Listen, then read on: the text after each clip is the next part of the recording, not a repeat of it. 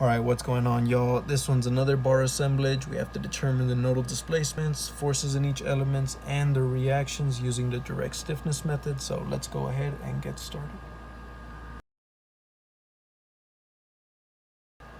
All right, so since we're dealing with two beams and a spring, nothing's really changed, right? Just that here you're gonna have EA over L for these two, and then this is just K. So force is equal to Kx, and then force is equal to EA over L times X. So we could go ahead and just get the stiffness matrix, not the stiffness matrix, but the stiffness values for each element. So let's go ahead and put stiffness, right? And then this is gonna be in newtons per meter. And then this is the element that we're dealing with. So we're gonna have three elements, right? We got 2 bars and a spring, so that's 3. And so this is the first element, second element, and third element. So for the first one, it's EA over L, right? So it's 70 times 2, that's 140. Divided by 2 now, so it's back to 70. Now G is 10 to the 9 gigapascals, right? And this is 10 to the negative 4, so when you combine them, that's 10 to the 5th. So it's 70 times 10 to the 5th Newton per meter, okay? Same for the second one, same length, properties are the same, so that means this one's also 70 times 10 to the 5th. Then finally for the spring, we have 2,000 kilonewtons. That is 2 times 10 to the 6th, or that is 20 times 10 to the 5th. And they should all be in newtons per meter, okay? You have to make sure all the units line up. In this case, they gave us kilonewtons, gigapascals, -4. It's just crazy. So make sure you're consistent with all that. So now that we have all three, we could go ahead and start the equation, right? The force is equal to stiffness times displacement. So we're gonna have force 1x, force 2x, force 3x, and force 4x, right? Because 4 nodes. Then we're gonna set that equal to, now this is what I'm gonna do. We're gonna have a stiffness matrix, right? But I'm gonna factor out 10 to the 5th, right? That's why I put 10 to the 5th here. I could have left it as 10 to the 6th, 2 times 10 to the 6th, right? But just to be consistent, I made it 20 times 10 to the 5th. So now that I could factor 10 to the 5th out, and we could go ahead and just continue doing the matrix. These are the nodes, right? So it's 1, 2, 3, and 4. There we go. So for the first one, it's between nodes 1 and 2, right? So it's gonna be 1, 2, 1, 2. So these 4 slots, and that value is 70 times 10 to the 5th. But we already factored out 10 to the 5th out, remember? So that means it's just 70, -70, -70, and 70. Cool, so that's the first one. Second one is between nodes 2 and 3. So 2, 3, 2, 3, and this one, this one, this one, and this one. That value is also 70. So 70 plus 70 here, we're gonna have 140, -70, -70, and 70. Finally, for the third one, it's 20, and it's between nodes 3 and 4. So 3, 4, 3, 4. These 4 slots right here. So that is 70 plus 20, that is 90. Okay. 90, and then -20, -20, and 20. Fill in the zeros where you didn't have anything. So, and then we're gonna multiply this right by the displacement vector. U1, U2, U3, and U4. All right, so now let's do the boundary conditions. Nodes 1 and 4, they're fixed. They will never move no matter how much force you apply at any node. So that's 0, and this is 0. Okay, there's a force here. U2 is gonna move. So look, just by looking at the system, everything is kind of staying still except what? what's going on at node 2. There's a force of 16,000 newtons going to the right. And that means your node 2 is going to go a little bit to the right, and your node 3 is going to go a little bit to the right. So these are going to be positive. Well, they should be, okay, but I guess we'll find out. Another boundary condition, force 2, right? There's a 16,000 Newton force going to the right, so it's positive. And then F3x, there is nothing going on at F3x. So that is 0. And again, you know you're doing something right if at every node you either know one or the other, force or displacement. At node 1 and 4, we know displacement, right? It's 0 because it's not moving, so we don't know force. And at nodes 2 and 3, we know the force values, so we don't know displacement. So that means we're on the right track. And just FYI, this is going to be in newtons. This is in newtons per meter, right? Because of what we did here. And this is in meter. So whatever you use, that's going to be in meter. So step 2, let's go ahead and assemble the equation. So we got F1x is equal to 10 to the 5th. Don't forget it. Open parentheses, and then do it just like you would for springs and all that good stuff. So it's 70 times 0, negative 70 U2, 0 U3, 0, 0. Or U4 in this case, right? But you know what I mean. Negative 70 U2 is the only one we have. Okay. Next one is 16,000. That is equal to 10 to the 5th. Same thing, negative 70 times 0, 140 times U2, minus 70 U3. And that's it, 0 times 0. So we got 0 is equal to 10 to the 5th. That is negative 70 times U2 plus 90 times U3 plus 90 U3. And then finally, F4x is equal to 10 to the 5th. Do not forget this number, okay? That's going to mess you up. Negative 20 U3. Cool, so we got 4 equations, 4 unknowns. That means we could solve this problem. This is the trick to doing this without a calculator, that matrix calculator, right? You gotta focus on the equations that, you gotta stay away from the equations where you don't know force. So in this case, equation 1 and equation 4. Stay away from them for now. Stick to these two.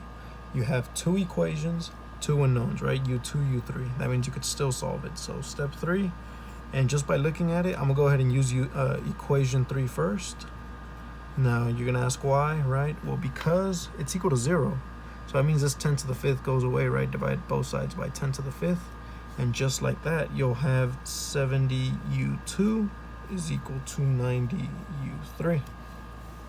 And if you do isolate a U2, you will get 1.286 U3. That's not the answer, that's just a relationship. Now you're probably wondering why we're doing this. Well, because now that we know U2 in terms of U3, we could plug in the U2 into the second equation now, not the third one. The second one, you can have everything in terms of U3 now. You could solve for U3. So let's go ahead and do that. Equation 2. Now that is 16,000, and that's gonna be equal to, let me move it up, 10 to the 5th, right? We're just basing off this equation. Now 140 times 1.286, that's gonna give you 180 U3. And then minus 70 U3. I plugged in U2, okay? That's how I got this number right here. So 1.286 U3 times 140. And then minus 70 U3. So divide both sides by 10 to the 5th. And then this is 110, right? 110 U3.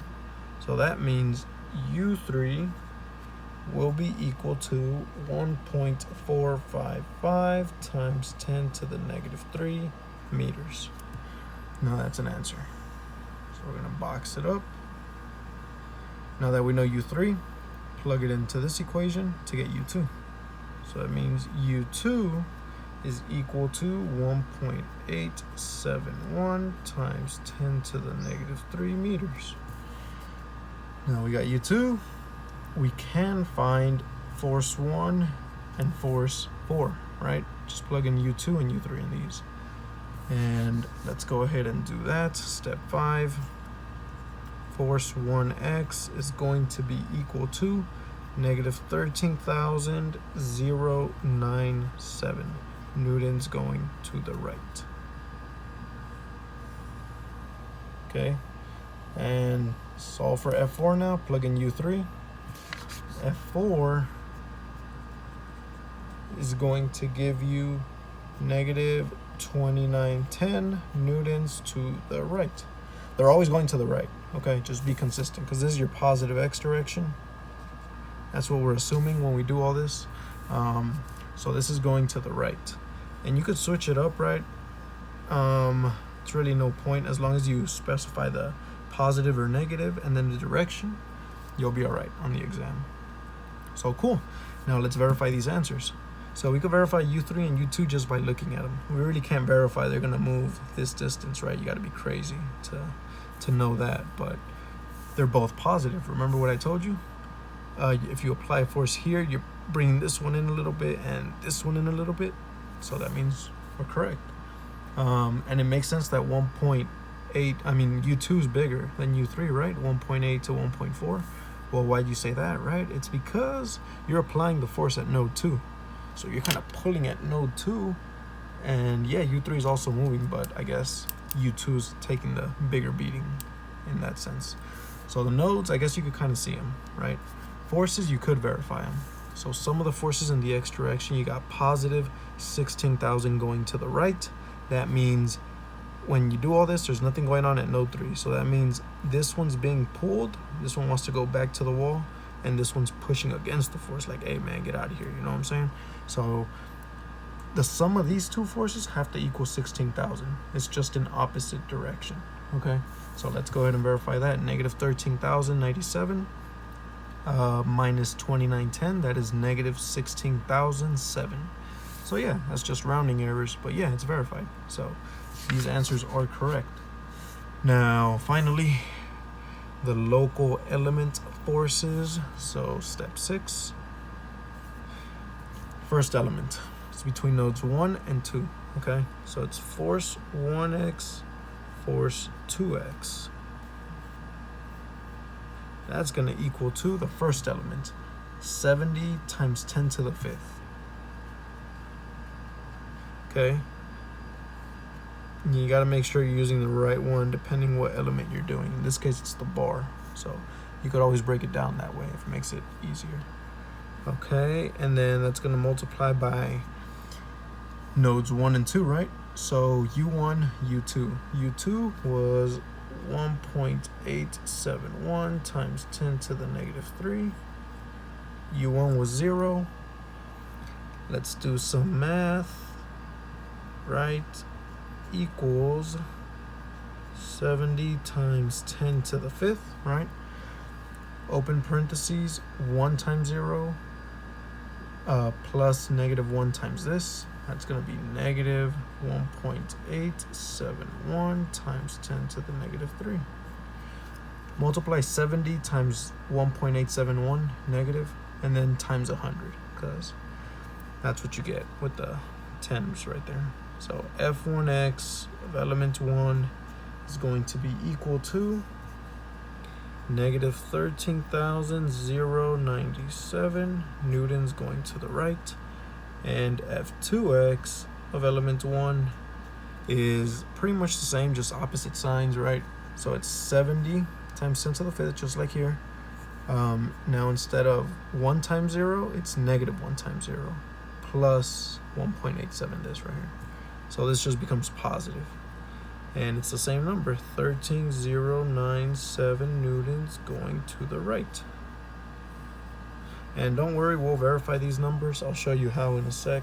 Let me just finish it up. But don't just take my word for it, right? Second element between nodes 2 and 3. So F2x, F3x, and that is element 2, 70 times 10 to the 5th. 70 times 10 to the 5th 1, -1, -1, 1. Then that's between nodes 2 and 3, so it's U2, U3. U2 is 1.871 times 10 to the -3. U3 was 1.455 times 10 to the -3. Let's do the math. So F2x of element 2 now, that is 70 times 10 to the 5th, 1.871 times 10 to the -3, right? It's 1 times this plus -1 times this. So minus, or I'll write plus, open parentheses, -1.455 times 10 to the -3, close parentheses, close parentheses. Do the math. You will get force 2x for element 2 is 2912 newtons to the right. If you do F3x, you get the same numbers, just different signs, right? So you'll get -2912 newtons to the right. Box that up. And again, we're going to verify it. Finally, third element is between nodes 3 and 4.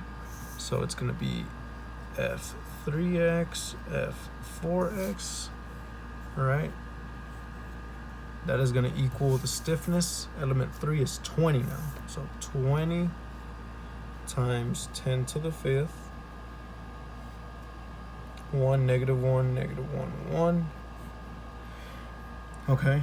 Again, the reason I'm doing 1, -1, -1, 1s here is because I would have technically done the same thing here, assuming this was also 70, because I would have factored out 70 times 10 to the 5th, since they would all be equal, okay? But in this case they weren't, so I just left them inside. But you'll see, you could see how they were 1, -1, -1, 1, right?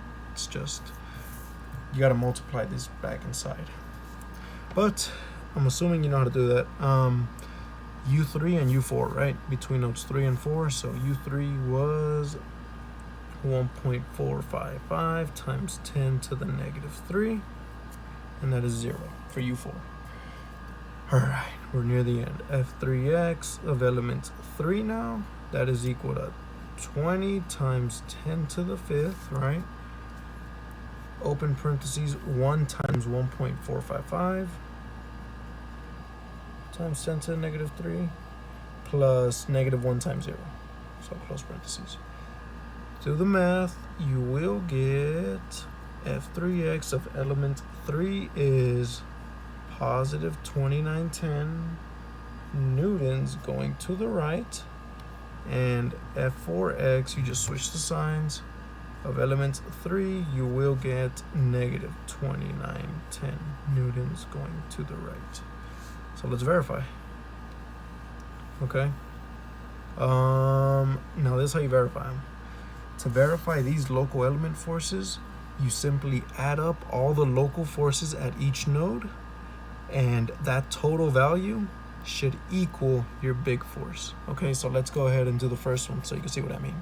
So your big force for the first node is negative 13,000, right? 97. So that means when you add up all the little F1s here, you should get negative 13,000. So look, we have one here, not here, not here, not here, not here, not here. So just this one. That is equal to negative 13,097. So that means F1 is good to go. Second one, second force was 16,000, remember? It's applied here. So that means when you add up all the little F2s, you should get positive 16,000. In this case, we have one here, we have one here. Nothing here, nothing here, nothing here, and nothing here. Add these two together, 13,000 plus 2,900, that's gonna give you 16,000. So that one's verified. At node 3, the force was 0. So that means when you add all the F3s, you should get 0. We have a F3 here, and we have a F3 here. Negative 2912, positive 2910, that's approximately 0. That's just rounding. So yeah, that one's also verified. And then lastly, F4, that is negative 2910. There's only one F4 right here, negative 2910. So that means this problem is verified. This is the answer. So I hope you learned it. It's pretty straightforward. Don't get confused because you got 2 bars in a spring. At the end of the day, you're doing stiffness anyway, so the numbers itself, when you start doing it in the matrix, doesn't matter. And fortunately, rounding, I mentioned it in the other video, but rounding wasn't a problem here. But usually it's best to go as close as you can to U3 and U2 or whatever in this case, because if you, let's say if you would have put 1.5 times 10 to the negative 3, that would have altered your values. Now technically you wouldn't be wrong, but it's just always better to be exact so you could later verify these answers. Because if you would have done like 1.5 times 10 to the negative 3, this number for F4, right, if you would have plugged 1.5 even right here, that would have been just like 1.5 times 2, that would have been a perfect 3,000. And I guess even then it's still not that bad, but when you're dealing with like 400,000 kilonewtons, not just 16,000, that's when things get crazy. So hope you learned it.